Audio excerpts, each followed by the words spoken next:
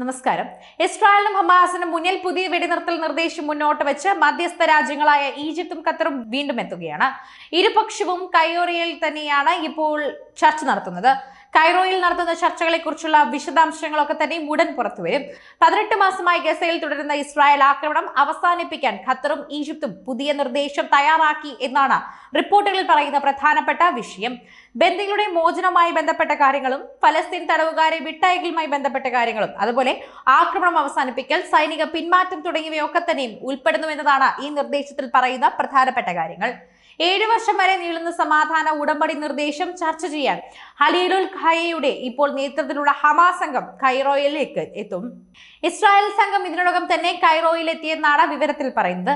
എന്നാൽ അത് സംബന്ധിച്ചുള്ള ഇസ്രായേൽ ഔദ്യോഗിക പ്രതികരണങ്ങളൊന്നും പുറത്തു വന്നിട്ടില്ല. അതേസമയം ഹമാസിനെ പൂർണ്ണമായും ഇല്ലാതാക്കുമെന്ന് ഇസ്രായേൽ പ്രധാനമന്ത്രി ബെഞ്ചമിൻ നെതന്യാഹു പറയുകയുണ്ടായി.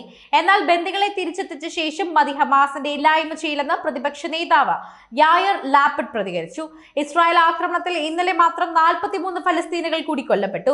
ഇതിനിടെ ജെറുസലേമിലെ പശ്ചിമ മലനിരകളിൽ രൂപപ്പെട്ട വൻ കാട്ടുതീ ഇസ്രായേലിന് പുതിയ വെല്ലുവിളിയായി. നൂറുകണക്കിന് അഗ്നിശമന യൂണിറ്റുകൾ 2 ദിവസമായി പരിശ്രമിച്ചിട്ടും തീയണയ്ക്കാൻ കഴിഞ്ഞിട്ടില്ല.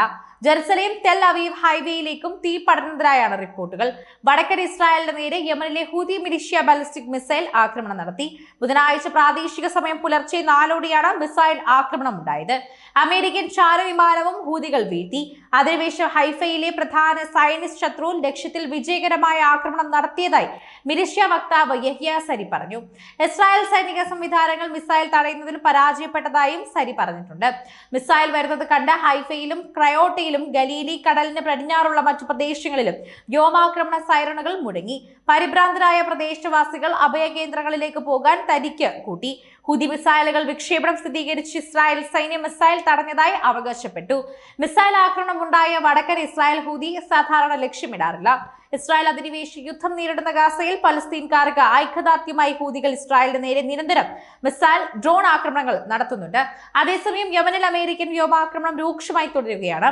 ബുധനാഴ്ച രാവിലെ ഹൊദൈദയിലും അതുപോലെ മാരിബിലും സാധാ ഗവർണറേറ്റുകളിലും US ആക്രമണം നടത്തിയതായി ഹൂതി നടത്തിയ മീഡിയ റിപ്പോർട്ട് ചെയ്തിട്ടുണ്ട്. മാരിബിൾ ടെലികമ്മ്യൂണിക്കേഷൻ ടവറിന് നേരെ ആക്രമണവും ഉണ്ടായി. അമേരിക്കയുടെ MQ-0 റിപ്പർ ഡ്രോണാണ് ചൊവ്വാഴ്ച വൈകിട്ട് വടക്കു പടിഞ്ഞാറൻ ഗസ ഗവർണറേറ്റിൽ ഹൂതികൾ വെടിവെച്ചത്. ഡ്രോൺ തകർത്തുവെന്ന റിപ്പോർട്ട് US സൈന്യം സ്ഥിരീകരിച്ചിട്ടുണ്ട്. ഏപ്രിൽ ഹൂതികൾ വീഴ്ത്തുന്ന 7ാമത്തെ ഡ്രോൺ കൂടിയാണിത്.